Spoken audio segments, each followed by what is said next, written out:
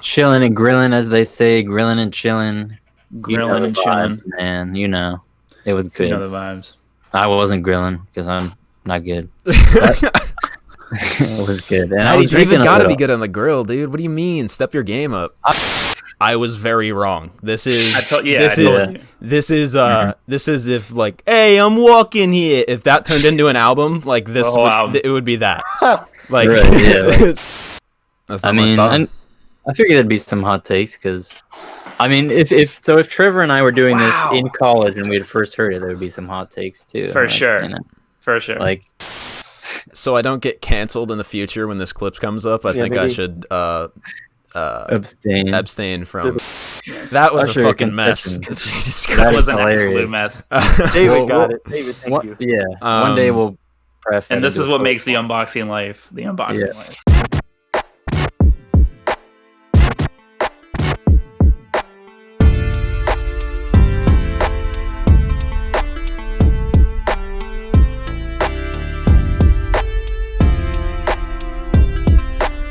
What's going on, beautiful people? Welcome to episode 27 of the Unboxing Life podcast. Mm-hmm. I'm joined here today by my fellow clan members. Okay. Maybe not. Clan. Is that a common term for Wu-Tang Clan fans? I just said it to go. You know what? I was just thinking like Wu-Tang Clan. Yeah. No, that's clan. That's clan with a C, not with a K. Yeah, not with a K. Okay, I didn't even think about it. Let's restart. Let's restart. And not do that. No, just fine. Just keep going. Okay, never mind. In case, so for context, we're talking about. Yeah, we're talking about Wakanda. Yes. No, we're talking about the Wu-Tang Clan. We're not talking about this. We're talking about this. Yes, we're talking about the Wu-Tang Clan. The Wu-Tang debut album. This episode. So it'll be a nice, spicy, hardcore hip hop episode for you guys. Right, man. Classic review, guys. Oh. But before we get all that, happy fucking New Year, man! Yeah, shout out to everyone. Hope it finds everyone well. I had a pretty nice New Year, limited with my family outside, chilling and grilling, as they say, grilling and chilling. Grilling and chilling, man. It was good. You know the vibes. I wasn't grilling because I'm not good. It was good. And Daddy, David gotta be good on the grill, dude. What do you mean? Step your game up. I'm actually okay. Yeah, I'm actually not. Yeah. Gotta get the grilling. That's good. Yeah, I think that's good. Yeah, I personally. I got drunk off seltzers last night, so. Same, nice. Bro. Same, absolutely same. I was gonna pick up Mike's Hard last night, but then I checked the sugar just to see what I'm putting in my body, and it's like 36 grams of sugar per bottle. It's like, you know what? I think I'm done buying those things. It's like, so I just like made myself. That's like a soda, yeah. It's less than a soda, but. Oh yeah, it's close. Depends on the soda, I guess, but yeah. That's tough, man. 20-ounce Coke is like 66 or something. Some stupid. Oh, yikes! Wow. Yeah. So stop drinking soda. Yeah. That's tough, as well. Man. Yeah. Did you guys have fun? Yeah, we absolutely. I enjoyed it. You other guys? I don't know. Yeah. Absolutely. Yeah, I was gonna say I spent most of the night crushing some Cowboy Bebop, which will be the next episode that we're doing. Right. And then same seltzers, White Claws. Ain't no laws when you're drinking claws. And then popped a little Prosecco at midnight. Oh my god! All right. Oh god. Popped a little Prosecco at midnight. Had that. Passed out. I think I finished up Cowboy Bebop at like 4 a.m. I texted you guys, so that was fun. I finished it 3 hours ago, so. Yeah, there you go. Nice. All right. So we lit. But anyways, for you hip hop fans out here, we got a special release that we want to talk about as well. That I fucking forgot that we were going to talk about after the traditions. So let's get in the traditions first. We did the traditions first. Hold off on that. Yeah, Hold off on that. Build the anticipation. I like it. All right, we are the most organized.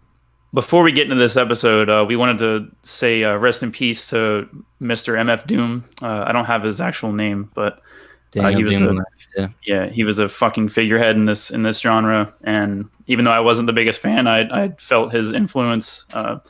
If you like Odd Future in any sense, he was probably the single reason why they are existing. Yeah. So rest in peace. Yeah, it's super sad. He influences people you wouldn't even think. Like Drake is a huge MF Doom fan. Like you said, if you like Tyler the Creator, Earl Sweatshirt, LP, Open Mike Eagle, like full range of hip hop. Has multiple classics under his belt in the underground scene. Villainy. Yeah, probably your favorite rapper's favorite rapper, that kind of thing. So rest in peace for sure. Yeah. Dang. Who wants to go first? Who's going first? I'll fucking go first. Go ahead, man. For the Wu-Tang Clan. Actually, let me go last because it'll bleed right in. So okay, I'll throw my track out there. All right. This is not super related to the Wu-Tang Clan, but I figured I'd do it for the new year, and I guess you could tenuously relate it in the fact that they sample some old music, and this is an older song. I don't know, but it is "A Change Is Gonna Come" by Sam Cooke. Let me speak correctly. Which is, I think it was 1963 or 64, classic soul song. I thought the name is ringing a bell. Yeah, it's been adapted for like different, like the civil rights movement and stuff like that. I mean, that's when it came out, and so based on real life experiences he had, I thought it was great. It's about going through it, and some pretty dark stuff, but like it's very hopeful. So. Kind of the theme right now. That's what we need. Yeah. Really recommend it to each of you guys and anyone out there. I think anyone can enjoy it and get some good inspiration from it. I don't know. I love this song. So cool. Awesome. Yeah. Speaking of soul, I looked up a bunch of classic jazz albums because I wanted to listen to them after bebop. And Miles Davis has like 15 million classic albums, so I'm gonna start there. Yeah, that'd be cool. Yeah. Mm-hmm. But anyways, cool. All right, Alex, how about you go next, and then I'll go third, and Trevor can cap it off. All right. So this one. Give us your Wu-Tang Clan fact or joke. Yeah, you know what? This has nothing to do with that. So. This is. But why did the coach go to the bank? Oh God. Man, I don't know. I'm good at guessing these. I don't know. No, I got nothing. He needed to get his quarterback. Yeah, that one was weak. I like that one. That one was large. Might have gotten weak. Close to it if you had said football coach, but yeah. Yeah. No. Yeah. That's good. I like that. All right. My Wu-Tang themed fact of this week is that in February of 1998, Old Dirty Bastard witnessed a car accident from the window of his Brooklyn recording studio. He and a friend ran to the accident scene and organized about a dozen onlookers who assisted in lifting the 96 Ford Mustang, rescuing a 4-year-old girl from the wreckers. She was taken to the hospital with first and second degree burns. Using a false name, Old Dirty Bastard visited the girl in the hospital frequently until he was spotted by members of the media and couldn't visit anymore. Wow. That sounds like an ODB thing. Yeah. I didn't know that. Hero, cool. Old Dirty Bastard. That's pretty great. I think Chance did something very similar to that as well a few years back too. I remember, yeah. Rappers and flaming cars are definitely analogous. Being heroes. That's pretty great, man. So yeah. That's the best. All right. Yeah, I didn't Coolio. listen to A lot of respect, yeah. All right. I wanted to quote the outro sequence of "Can it be all so simple?" off of this album that we're talking about, and they basically go back and forth with what the clan's about, the different nicknames that they have for each other, and then Raekwon and Meth kind of go into some nice inspirational words, and they kind of speak their own greatness into existence. And it goes, because right about now I ain't bragging or nothing, but yo, the Wu got something that I know everybody want to hear, because I know I've been waiting to hear. You know what I'm saying? But straight up and down until we get the goal, we gonna keep going. And then Meth goes, yeah, because we trying to do all this. We trying to make a business out of this, man. We ain't trying to, you know what I'm saying? Affiliate ourselves with them fake ass A&Rs and all that. We trying to make our own shit so that when our children, all our seeds and whatever, they got something for themselves right here. And then Ghost caps it off at the very end. We ain't trying to hop in and out real quick. You know what I'm saying? We out for the gusto, and we gonna keep it raw. You know what I'm saying? Word. Okay. Yeah. Word indeed. I always like that part with Bray. I ain't bragging or nothing, but the Wu got something. And like they didn't really know that they were gonna be a complete culture shock to the world. Yeah, I mean that was a super early radio interview, right? Game changer. I don't even think that was a radio interview. I think that was just them like fucking around, in the studio. Yeah, was that they were just them playing. Weren't they being interviewed though? By who? In the context of the album, I think, but I don't think it was like an actual interview. Yeah, because in the album they frame it like an interview, like they're being asked that question. I think it's just a skit. I'm like, oh wow, okay, cool. I could be wrong. I'm looking forward to talking about it. But before that, in case you've been living under a rock. Oh boy! All of you have been living under a rock. Vision just dropped his first, what he would call an album, a beat tape. Right, an album. Yes, there. Tell us about it, Dave Vision. Okay, everybody. I had to make that 2020 release, so I dropped it yesterday, and it was the last day of 2020. It's called Grey, Grey. By Dave Vision. Check him out on SoundCloud. SoundCloud right his debut album. Thank you. I will be putting it on YouTube soon, just for the YouTube people. But it'll be on both platforms on SoundCloud right now. Man. I only got one listen in so far. It's 10 tracks. It's about 21 minutes long, I think it is. Right. Yeah. I gave it one listen in the car, and I liked it a lot. It's got a lot of it carries the same vibe throughout the entirety of it, except for the last track, I feel, where it's got a very dark, haunting, eerie vibe to it, almost like Halloween-esque. And then the last track is kind of like hopeful in a way. Like, I don't know, like I feel like I can see the sun coming over the horizon whenever I hear that song. It's pretty good. I like it a lot. Dope. That's what I was going for, man. I agree that it's got a really dark atmosphere. I agree that it's got a dark atmosphere, but I'd call it it's more along like the calming line, I guess. I don't know. It seemed like, I don't know, I was just chilling. I was just vibing. The whole album? Yeah, basically.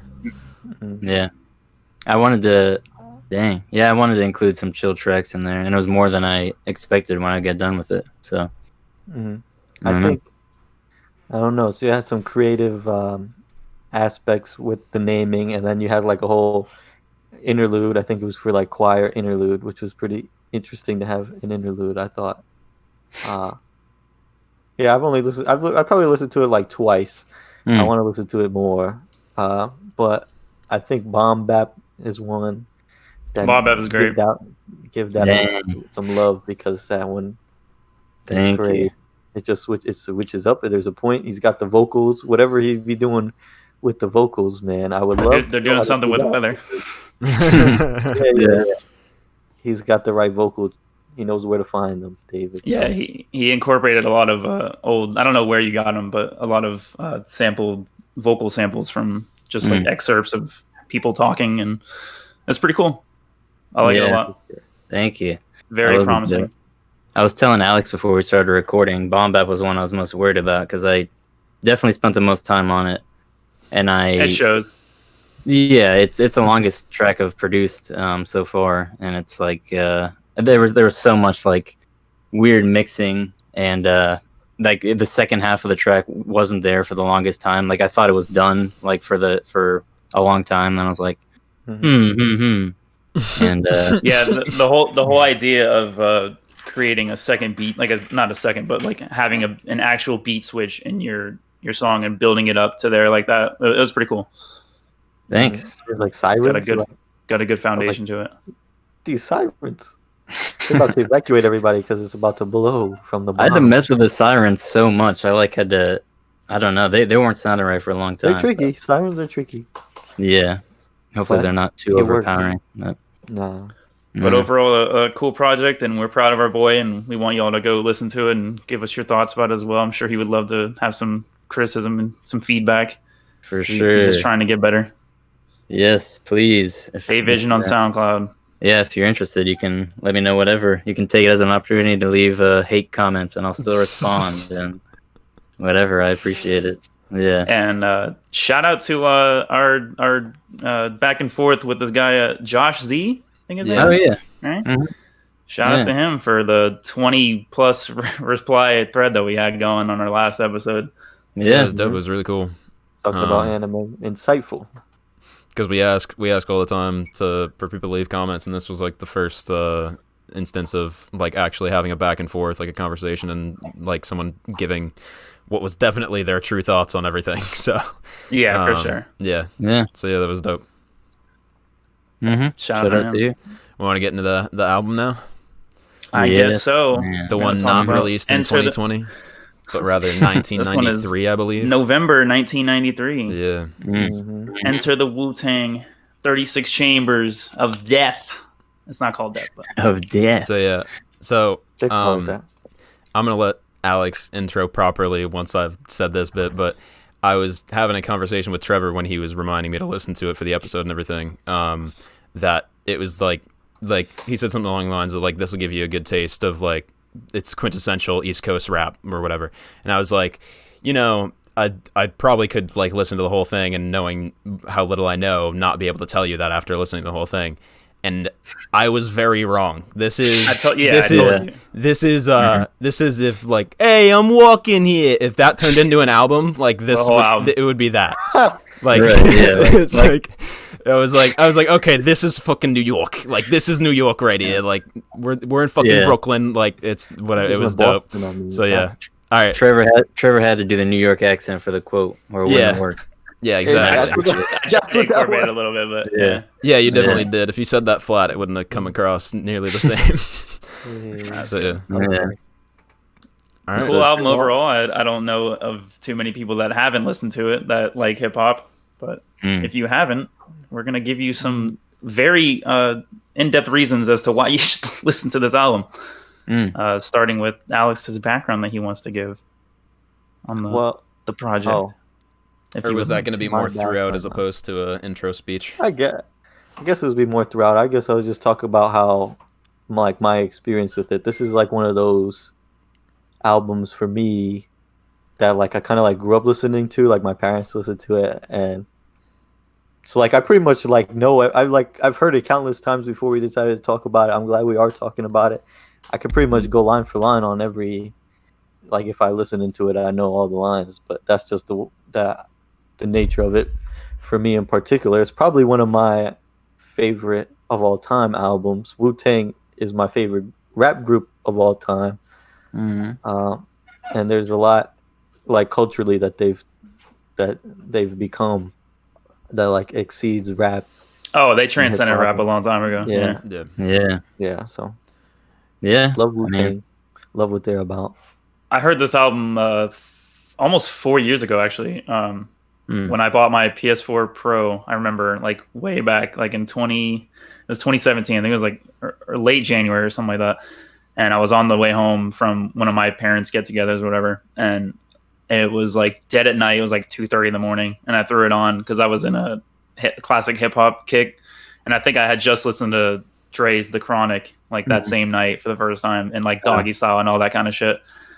So I listened to this, and I still remember just like hearing Bring Da Ruckus for the first time in the car, and it's a pretty cool fucking album. It's definitely something I've never heard before in my life, like with the whole kung fu style that they incorporate a lot. Yeah, like they are obsessed with that. Which is, it's funny you listen to that like the same night as The Chronic, because to me it's like both classic hip hop albums, complete opposite, different in every way, different sides of the spectrum.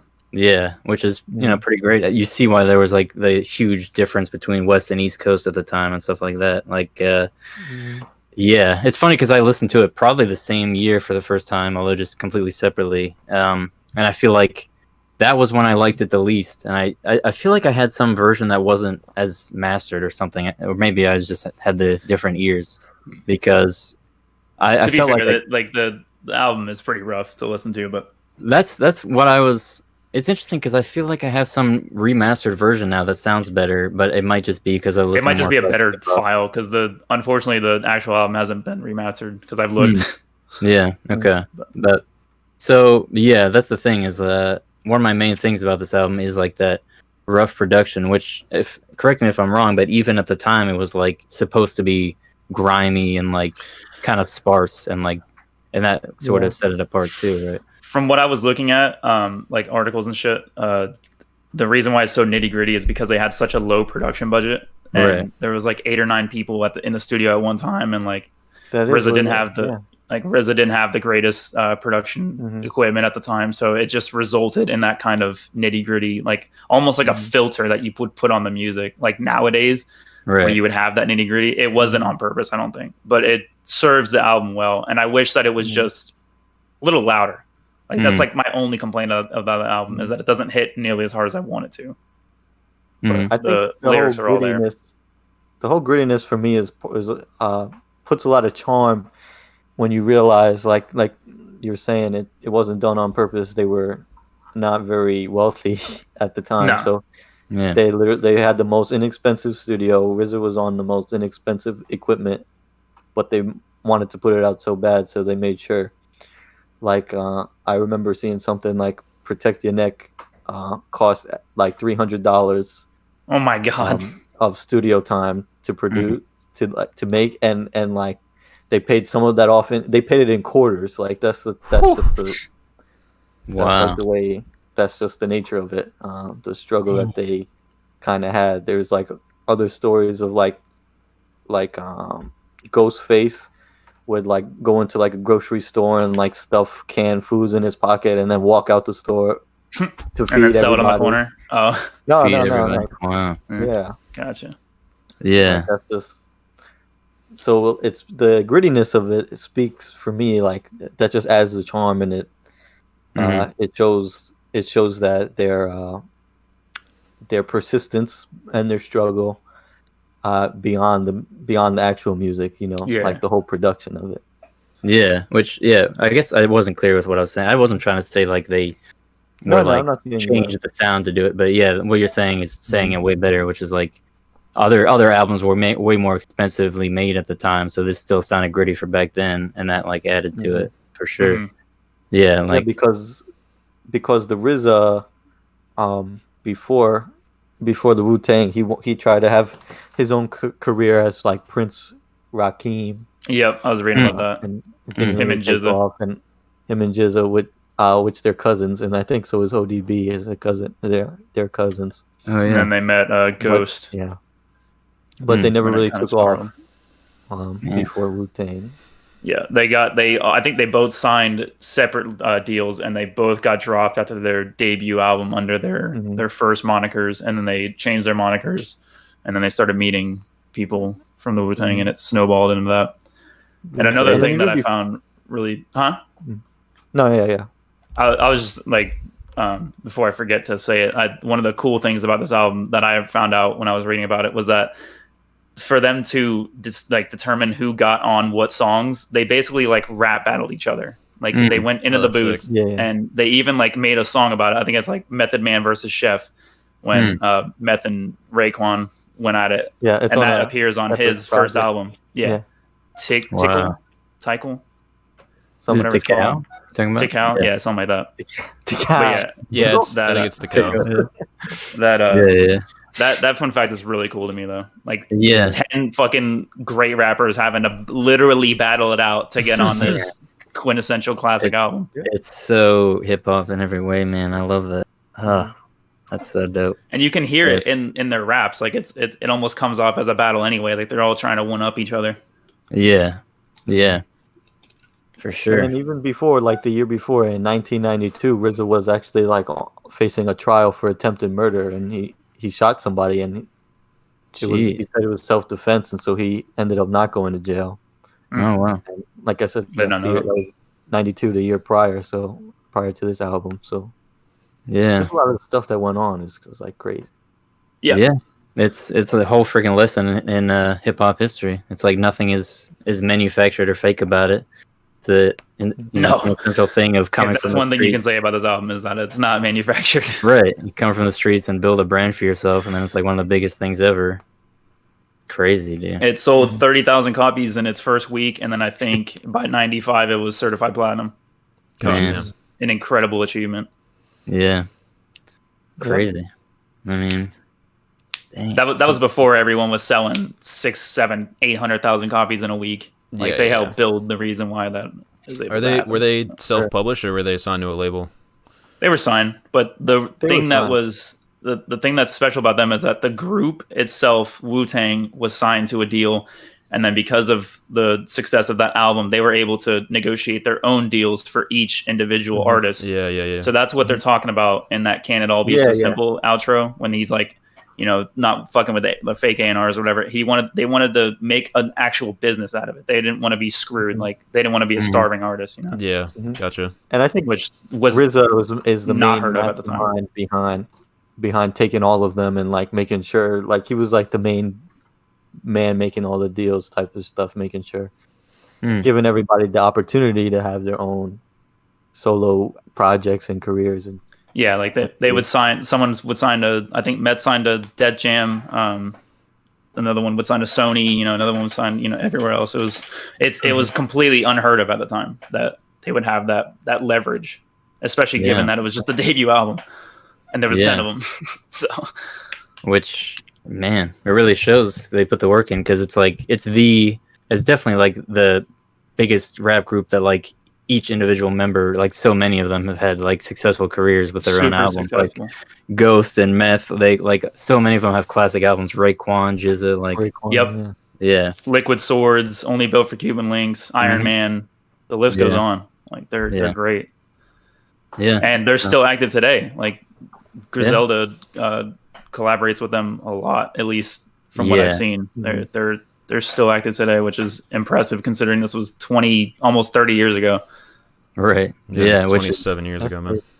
Yeah, their influence is crazy. I mean, of course, you know, you wouldn't have Griselda probably, or they wouldn't be the same without Wu-Tang Clan. They definitely wouldn't be. Yeah. And I definitely grew to be a much bigger fan of Wu-Tang in general, like through listening to this. Like, I was always like a passive, like, you know, I know their importance, I know why they're so great, but I never proclaim myself to be a fan, you know. But this is like changing that. Yeah, I agree. Because I've now listened to several of the solo albums, and then coming back to this, like I'd been listening to it a few months ago even, and then I listened to it today. It was like super recent, and it was my favorite listening experience with the album. I feel like I just keep liking it more and more. And it's cool. It's a great example of just, you know, especially going back in time with albums, like you just get more. It's a time capsule.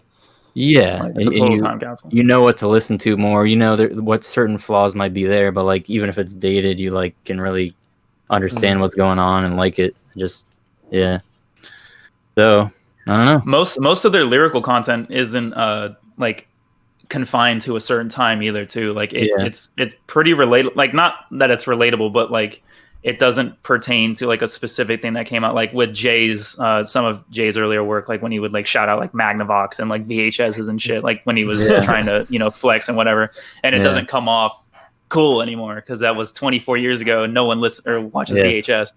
Nas prefers women with beepers, my friend.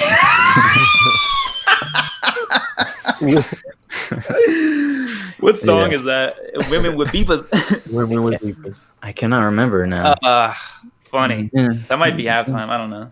Something like that. Yeah. Anyway, it always strikes me. But Nas was the first non-Wu-Tang person to be featured on one of their albums as well. Is that Verbal Intercourse? Yep. Yeah, that's a great song. For Raekwon's album. Yeah. Another fun fact for you. Yeah, they go together super well. Yeah. Nas goes good with anyone. Let's just put it that way. I suppose so. That's true. There you go. Dang. So let's get into, you know, some of the tracks and everything. Yeah. I just want to say this before. The main influence for the title, obviously, Trevor was saying the kung fu movies. It comes Shaolin from one something. Shaolin and the Wu-Tang. Which I want to say is 1971 or something like that. Super it's a old kung fu film. Yeah. They obviously if you listen to the album, you hear a lot of kung fu dialogue chopped up. And those movies, they're like, it's like a really bad English dub, and that's what it is. That's classic.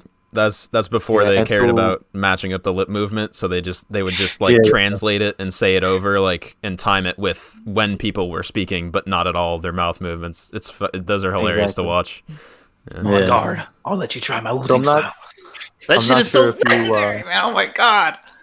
I'm not sure if you all know, but when the term Shaolin, they kind of use that term referring to the main island of Staten Island. Okay. Oh, I didn't realize. Because like Shaolin, It means Staten Island. Gotcha. Like the first few opening lines of Ray's verse on Cream, he says that. So we moved to Shaolin. Yeah, I didn't realize what that was. Where they what talk he was about talking about being from the slums of Shaolin. I remember that line, but yeah, that's dope. So, Man. yep, Shaolin equals Staten Island. Shout out Staten Island, hometown. Hey, Nice. hey, That's great. Dang. But, Yeah. and they I have did like not know a that. few That's cool. other slang words that I don't know. Right. I mean, well, they also have the most famous hip hop acronym of all time with cash rules everything around me. Cream, yeah, definitely. That's a pretty good starting point. That's the biggest song on here, and yeah, that's their biggest song, period. Right, and it's just like one, like I don't even know, what would you say, like top 10 legendary hip hop songs ever made, probably. Yeah, just beat alone. Yeah, the piano sample is perfect. Piano loop is crazy. It's stupid crazy. Talk about influence. That's like exactly what I want to do when I ever make a beat that's with piano. Honestly, that's exactly what I hear whenever I think of something that you can do in that vein. Like I just think of a haunting like piano loop in that style, and it's you could literally just like loop any great melody of a piano, throw some nice boom bap style drums over it, and call it a day. Yeah, for sure. Good. Yeah. That's up there with Juicy. Yeah, it's one of those ones, and it's cool because it's one of their storytelling tracks, sort of, and they have like I forget how much of a balance there was because most of the time it's like they're trying to take your head off, and it's like they're rap battling, but then they have the ones where it's like it might just be 2 or 3 of them, and they're talking about really real life experiences, and it can get super sad sometimes. You got to appreciate that though. It makes it hold up too in a lot of ways. Like it's just it rounds it out a lot. Yeah. There's a part in Tears that I caught yesterday when I was listening to it about, I think the whole thing is about having unprotected sex and catching HIV and which is crazy because he's like, he throws the raincoat at him, and practice safe sex. And then like he doesn't do it. But. Good cautionary tale. Yeah, that was always relevant. I mean, that's when the AIDS epidemic was happening. That's when it was just tearing through communities. Yeah, the 80s and early 90s. Yeah. Yeah, Tears is one of those tracks that over the years it's like kind of growing up there more and more for me as like one of my favorite tracks, just because I've come to appreciate the sample on it is so like exactly, which comes from it's a 1964 After Laughters was called by Wendy Reen. Yeah. I've definitely heard that before. Yeah. And then the subject matter that they're talking about real stuff, like he's like Raekwon's talking about HIV, and then Riz is talking about his younger brother getting shot. Yeah. It's just grown on me because it's super dark. Like what they're talking about is like real stuff, and then I don't know the that crap. I don't know what it is. It's so catchy to me now. Nowadays. Dang. I don't know what it is about it, but it's pretty. I mean, you can't really nail the dark tone better than that in a way, because that song always makes me. I'm usually not this way with music, where like I can listen to something sad and still feel all right, but that freaking song, like Metro Boomin sampled it more recently too, and like just like makes me sad every time I hear that sample. I guess I don't feel that way. It never comes off as a sad song to me, but I guess I have to pay more attention to what they're talking about. But their delivery doesn't really give it off like it's sad. That's true. Like Ray's verse is almost entirely comical. It sounds the delivery won't necessarily tip you off. It's definitely, but yeah. He's like telling his homeboy that it's not worth it to stick in raw, and I laugh when I hear that. I think Riz's, she ain't even worth it. Is more, is more, in that more serious tone than But then that second verse is like it's funny until the end. So it's like after the laughter comes to tears, because then his friend does get HIV. It's like you might survive for a certain amount of time, but it makes sense that he delivers it that way, because it was like like no one taking it seriously. Like they were like, like have safe sex or whatever, but it's like, no, it doesn't matter. Like it's I'm not saying that it doesn't make sense. I'm just letting you know. For sure. That's why it doesn't come off sad to me. Yeah. It's like it's a setup for that thing. Yeah. Yeah. So it's exactly what David said. It's like after the laughter comes the tears because no one's taking it seriously. I mean, that was the terrible thing about the AIDS epidemic was it was framed as like a gay disease basically, and everyone was like, only the gays are gonna get that, like whatever, and then like people very quickly realized like that's not the case, but not quickly enough, and so a lot of people got fucked up from that. Screws everyone over. There's even like Straight Outta Compton. I guess this was based on the real stuff. Was like Eazy-E when he got AIDS, thought it was just for gay people, so he didn't realize what was going on. And it's like, well, that is freaking tragic as heck that lie was, going around. Perpetuated, for so long. It killed a lot of people, for sure. Yeah. So. Yeah. Still does. I mean, yeah. So but Magic Johnson got a cure for AIDS. Mm-hmm. Got a treatment for HIV. Tell me my grandmother was in the NBA right now, she'd be okay. I'm gonna do some of that. But I wouldn't mind to do a Kanye episode. I asked the nurse, did you do the research? She asked me, can you sign some t-shirts? Bitch, is you smoking reefer? What's that from? You don't see that we hurt? Roses, man. Roses. Listen to some more late registration for your health. No, because I know that. Because I just couldn't place it. But anyways, that's another classic album that we might get to later on down the line. Yeah. But I want to hear Cameron's first impressions on this beast of an album, because you only listened to it a couple times, but it's a little hard to digest on a couple listens. But so my general take is that I guess it's split in half, right, with the interlude in the middle. And I didn't like A-side. I didn't think it was. I didn't enjoy it. Mm-hmm. Wait, A-side is in. A-side is in the first 5 tracks. You didn't like. No, I didn't. Stylistically, it didn't hit me. I wasn't enjoying it really. I think if I listen to this album again, I probably won't listen to it. But I mean, maybe I'm missing something. I'm probably missing something according to you guys. Yeah. That being said. So when does A-side end? After chess boxing? Can It All Be So Simple as the split? Is the interlude. So that doesn't count as A-side or B-side. But then... Just to make sure, Bring Da Ruckus. Yes. Shame? Clan in the front. You don't like Bring Da Can It All Ruckus? Be So Simple? None of those? No, you don't like Bring Da Ruckus at all? No, I didn't really like it. You don't like that? Are you serious? Just the hook alone, man. I don't know. Just stylistically, it didn't land for me. What do you mean style? Like just their good music, flow, or? the way they sound, all that. So it's, I mean, because that's how I felt at first, but it's interesting that didn't I'm hit so you. confused. But if the second half hit you, I don't really understand. Yeah, because then the mystery of Chexboxing, Wu-Tang Clan, Ain't Nothing to Fuck With, and Cream are all fucking dope. How do you like Wu-Tang Clan, Ain't Nothing to Fuck With, but not Bring Da Ruckus? I don't know. Maybe Bring Da Ruckus is like a more aggressive version of that song. That's why. It's because I like the less aggressive version, but it's more straightforward, I guess. I don't know. But you like Nightmare. And like you like the aggressive tracks on Nightmare. I'm trying to connect. No, I know. I know it doesn't make sense. I know it doesn't make sense. I was trying to figure it out myself, but I was like, it's just not clicking. So. That's wow, bro. Wow. That's an interesting. That's a head scratcher and a half. I'm sure. You don't like Bring Da Ruckus? Holy shit! That would be like one of the first tracks I would show someone if I had to show them a Wu-Tang song. That for me at least, it perfectly encapsulates everything that makes them great. Like they're bombastic, very like in your face. It's very aggressive, loud, like gang vocals. Bring it on. So bring it on. That doesn't make you feel. Bro, are you fucking serious?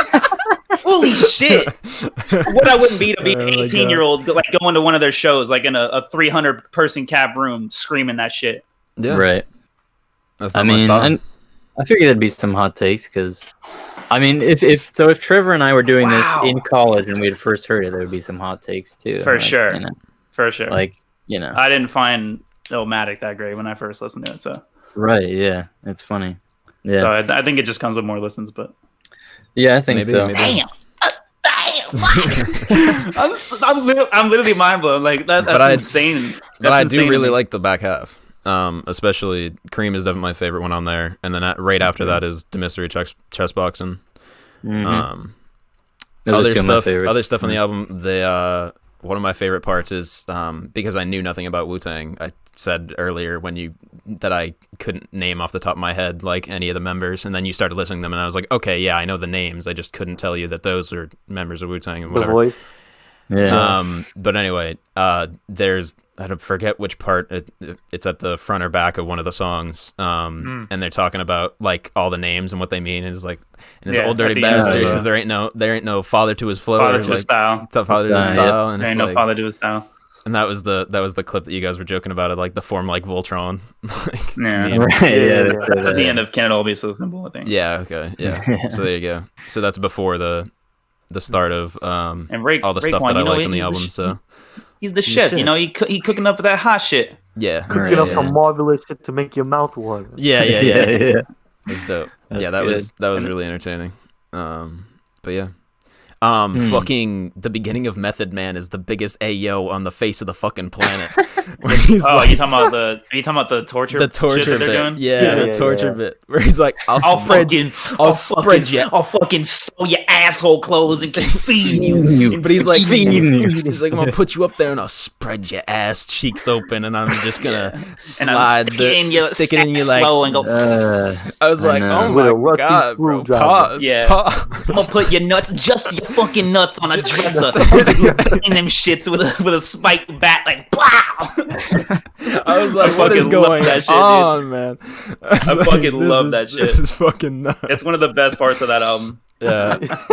I was like, wow. Just the way that Meth is like, I'll fucking. I'll fucking. Because it's all fucking like improv, but it's all just. Yeah. I'll fucking fuck your dad in front of you. Basically, that's what I thought the next thing he was gonna say was. I was like, God damn. Oh shit. Yeah. Mm-hmm. Yeah, no, that's that part of that album. And then we already talked about Tears. But yeah, I like the back half. I'd probably add Cream and The Mystery Checks Boxing to playlists and stuff. But other than that, yeah. You don't like Take Your Neck? I thought it was good. Yeah. I don't know. Nothing else to say about that though. Yeah, I mean, if you revisit it, it might be just like us. Who knows? But we'll see. Maybe I'll actually read the lyrics. I'll throw it on again, and I'll have the lyrics in front of me and see if I'm missing shit. So, but I will say it's one of those albums that it takes a lot. It takes lots and lots of time of like listening and coming back to really like appreciate it, everything. Yeah, like I've been listening to it for years, and every time I listen, there's something different about it that sticks out to me, or that I realize that they're saying, and I'm like, wow. There's just too many bars. Like it's 58 minutes of just straight nothing but bars. Like there's like little to no hooks on here, and even the hooks are like gang vocals, and they're great. Like the hook on what's that track? I think it is Wu-Tang Clan. That's probably my favorite hook on there. Yeah, I love it. And that sample is great. Yeah, I always find something new to appreciate because it's so long. And they're really go ahead. It's still early for Cameron. I get what he's saying, that it's hard for him to recognize sometimes people's voices. I mean, over time you'll start to get more of that voice recognition of like who's who, and then I think that's understand what's going on. I think that's definitely an important part in the respect of being like if the same people keep with the same themes. Like I don't actually know because I can't tell you, but if it's like the same people talking about the same type of stuff, that could definitely change the way the song feels, I guess. It's all about putting names to the voice. I'm sure it's intimidating when you have absolutely, because you never heard of them before, so you're listening to 8 different people. You got to keep up. I can understand it. And something kind of happened to me with like listening to Hollywood Undead when I was really little, and there was like 4, 5, 6 people in the group, and it gets better when you understand who's saying what, and like you can pick out you have your favorites, and you can pick out the voices like instantly. Yeah, because that'll definitely add to it. That's an underrated part of like rap and lyricism and stuff, is just like getting into like knowing their persona and like, you know, them telling their own story, and like they build up who they are and like, you know, this is what I stand for and stuff. And you have the different personalities. Like definitely Wu-Tang Clan has a bunch of different colorful personalities. So if you like know who they are, it does definitely help. You'll connect with them better. I had no idea my first listens. Yeah, I definitely fucking absolutely suck at that too, voice recognition and differentiation, because I like almost within my own head like famously suck at it, because I remember when we first started playing Xbox, or when I first started playing Xbox with Alex and Brian, I couldn't tell who was who, like just because I like which is insane to me because they don't sound the same at all. No, not at all. I just like they were just there, and they would talk, and I would be like, oh, like this one's Mercy and this one's freaking whatever. God. But I was like, this one's Zenyatta. Just look around. Whoever is floating in midair is Alex. Yeah.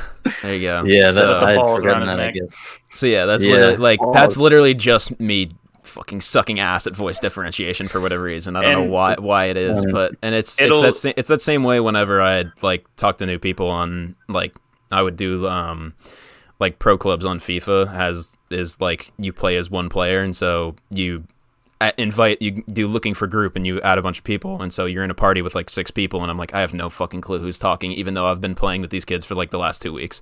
It's like, so interesting. Yeah, so that's maybe a big part of it. So it'll come with more time and more spins with the album, and just like not only that, you listening to rap in general. Yeah, something that you have to like seek out, like their names, because they're not, because you might be able to recognize the voice, but then you still, well, who's that voice? You know, who is it?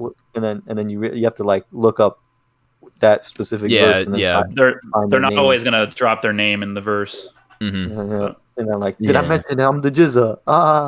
Yeah, it's not in your face. Yeah. If only all their tags that came in. When I started. I showed you guys before. I have the freaking the Wikipedia printed out, and it's the track list has broken down who is each verse. So maybe I'll re-listen to the album with that in front of me and be like, okay, this is him, this is him, this is him. Or just go through Genius. That's it. Yeah, that works too, right? Track by Genius. Yeah, that's probably the best way to do it. That's probably the easier way. Yeah, that's the best way to do it, because I'll tell you exactly who it is. But yeah, I think first time I listened, I think the only person I could pick out was ODB, which is definitely worth talking about. But I think, and he has a perfect slogan, because no father to his style. I don't think anyone sounds like ODB ever before or after. Certainly not before. People maybe have tried after, but I feel like Denzel, has done some sort of ODB-esque stuff. There's a few people, but he's like just definitely one of the most unique voices and like styles in rap, and he'll just say silly stuff, bro. Like, do you want your teeth knocked the fuck out? Yeah. Yeah, I don't know. He talks about like, or not the track list, the lyrics. Yeah, what is he talking about? Keeping like doo-doo stains in his drawers, keep it funky. Bring your Pampas next time or something. Well, if someone says that, I think not him, on the next one. Yeah, that's someone else. And just like, I get into it. I let it out like diarrhea. Got burnt once, but that was only gonorrhea. That is all right. That is. No, he's insane. He's insane. Yeah. Rest in peace, ODB. Yeah, rest in peace. Man, dude, and respect for that story we heard at the beginning. That's crazy. Absolutely. Yeah. So, what's your? I think even ODB at a time there was like a point in his, like in 91. I think he was like living in a homeless shelter for like like 6 months or something like that. How old would they all have been when it was released in 93? Early 20s. I don't think too many of them are 50 yet. Yeah. Because I was going to say, they're basically they're basically our age is what they're I like 20, 21, yeah. Yeah, that's crazy. They were very young. That is weird to think of, Because I always imagine the Wu-Tang Clan is like 60 by now. But they're not even they're still pretty young. Mostly, Yeah, man. I mean, Hove's only 51, so. Right, yeah, that's what I'm thinking. He's like one of the oldest prominent rappers. Eldest statesman of hip-hop. Him, Puff, and Dre. Yeah. Shit, even M's almost 50. He's getting there. Yeah. Yeah, wow. It's fun. It's always fun for me, at least, to like get into a rapper that has an extensive discog and then look at their age when they released their shit. So I think M came out when he was 26, and Nas was like 19. Hove was 26, I think, as well. Yeah. So like something like that. It's not always a young man's game. Yeah. And come in seasoned. Definitely glad that that's not really the case anymore. For sure. What's your favorite track on here? I think David, you said it was Cream. We could list a few. I think it would be Cream, The Mystery of Chess Boxing, and there's a lot. I don't know. Wu-Tang Clan Ain't Nothing to F With, maybe. Yeah, Bring Da Ruckus. I don't know. There's a lot of great stuff, but those are probably. I think I like the Seventh Chamber Part 2 more than the first one. Oh yeah. They have another spice to it, and the instrumental is a little more lively for my taste. The instrumental is really different and cool. Yeah, it's just like the Shame on a Dude is fun. I like that one a lot. Yeah, but yeah, Cream obviously is a classic. I'm not the biggest fan of Method Man, the track, honestly, but yeah, because I mean, what makes them so special to me is that they bounce off each other so incredibly well. So to have an entire 5-minute track dedicated to one voice is a little off-putting when you listen to the rest of the album. Makes sense. And I think Clan in the Front, was only Jizza too, Jizza or RZA, like it is one of those. I can tell you. Yeah, I do like. I think the Method Man was like a separate track that they had. Oh yeah. Yeah, and they put it on there, but. Because he was, from what I've heard, he was sort of like the biggest name going into the Wu-Tang Clan. So he was sort of like the face of it for a little bit, but that wasn't really. It's a fun track, but I think I could totally do with it being away. Honestly. Yeah. Which one? Okay. Not my favorite one. Man, I like it. It's got some fun moments in it too, like I got my 40. Yeah. It's really fun to sing along. It sounds like he's freestyling. I don't know what. Yeah, he's definitely freestyling. I think because just that whole rhyme scheme. Right? Yeah, there's a couple times where he doesn't even green eggs and ham. There's a couple times where he doesn't even say anything. Like he just goes like bippy boppy yo yeah, like he's doing the '80s rap shit. But yeah, it's fun. That beat is great though. It's so simple, but it works. Yeah, great use of simple things. Yeah, for sure. I think for me, I already said Tears is one of my favorites. I like Wu-Tang Clan Ain't Nothing to Fuck With. The Mystery of Chess Boxing hasn't always, for now, will always be my favorite track. Just they're just going at it so hard, all of them. Yeah, and then chess is like a sword fight. Yeah, you must think first. Those vocal samples are so incredible. They're great. Yeah, that was definitely one of my favorite parts. Shaolin shadowboxing. Yeah, like it's just like you know what you're getting into when you hear it. It's so good. Yeah, fucking classic. Yeah, it's a classic fucking album. Do you guys want to rank it or rate it? Or I don't know. We haven't been doing it with the classics, really, have we? It's hard to give it. I feel like we have, and then we say this every time. No, we didn't like do a number for the classics, but we can. It's weird. It's almost like bound to be controversial because it's like it's our own rating. So keep that in mind. It's like as influence and impact, it's a 10. It's a friggin' 11 out of 10. Yeah, for sure. So, but not all classes are perfect. Yeah, or in your eyes, you might not even like it. So, Cameron. Look, glances at me.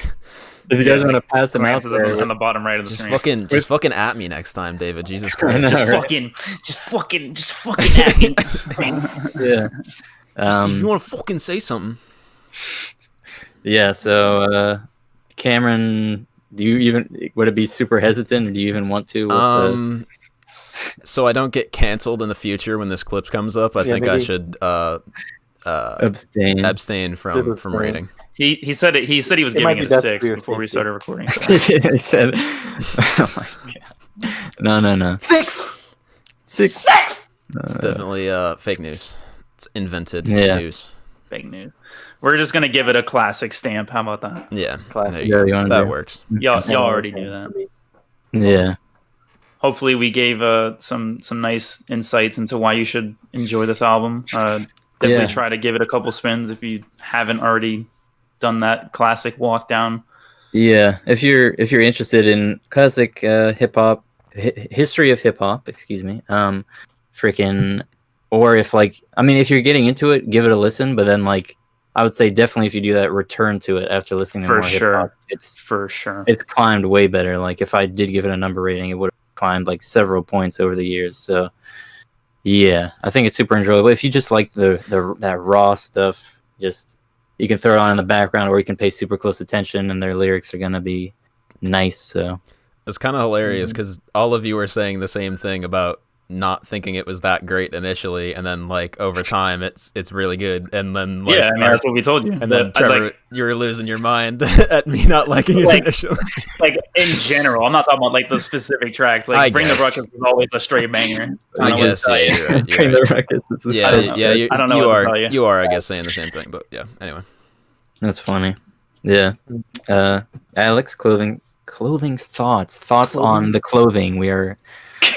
Thoughts on your Wakanda Forever shirt that you're wearing. I know. I always get my thoughts on that is that my thoughts is that it is dope. That shirt is dope. There you go. I will say if you're a fan of hip hop, you've heard this album already. If you're not, go listen to it.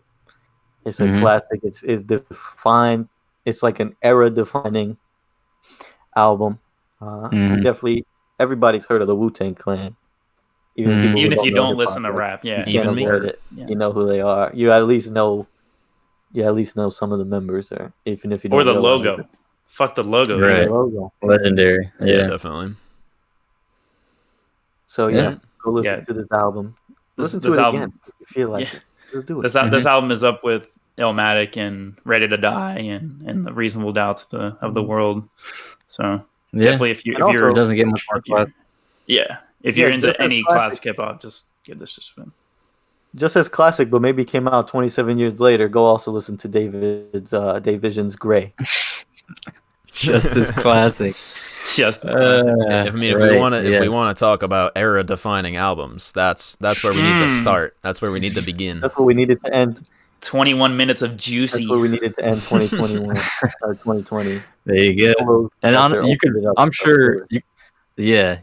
You could trace back like my album to this album, and then I'm sure it was influenced. Like I'm saying, like the vocal clips and stuff, and like me wanting to make like grimy beats. That's what I mean. Sure. It's like there's influence there for sure. Not only that, it's definitely interesting to see like the way like it's progressed. Like they struggled to make this album, and the quality might not be super defining, but like here we are making stuff on our computers. Like very true, right? Just the technology and the way, and how far it's come throughout the years. They recorded like that, so hopefully we don't have to record like that. There you go. Like, could you imagine if they did it for us? Back then? I know. Oh yeah, right. Oh man. Wow. So shout out to Wu-Tang Clan. This was a lot of fun to listen to. Our next album that we're going to be tackling is none other than Confessions by one Mr. Usher. That I am very excited to listen to. Switch up. So, yeah. It'll be a genre-defining album as well in the R&B vein. So look forward to that. Early 2000s. Food or drink loud inside because Usher 2004. Yep, absolutely. What'd you say, Alex? What'd you say, Alex? I said leave your food and drinks outside because Usher is giving us some. Usher is Jesus Christ. I still didn't get the punchline, but whatever. Because he's the confessions. Like leave your drink and stuff behind. He's got the confessions stand. He's the Usher. No, Usher. You know what an Usher is? God. Like at a theater, you don't bring in outside stuff. Yeah. Raymond versus Raymond. You thought he was making a concession stand pun. Yes. Okay. Yes. That was Usher a fucking mess. Jesus Christ. That was an absolute mess. David got it. David, thank you. Yeah. One day we'll and this is what makes the unboxing life the unboxing life. Yep. So please rate the episode on whatever platform you're listening to, if you are listening on, if that's possible, iTunes or YouTube. I know. And feel free to beat the fuck out of me in the comments. I know Trevor's going to be doing it for a little while. Yep. On the mic and everything. So let us know what you think of the album if you go listen to it, or if you have listened to it like Alex has been. So yeah. Absolutely. So bring it on. So bring it on. So bring it on. Oh my God.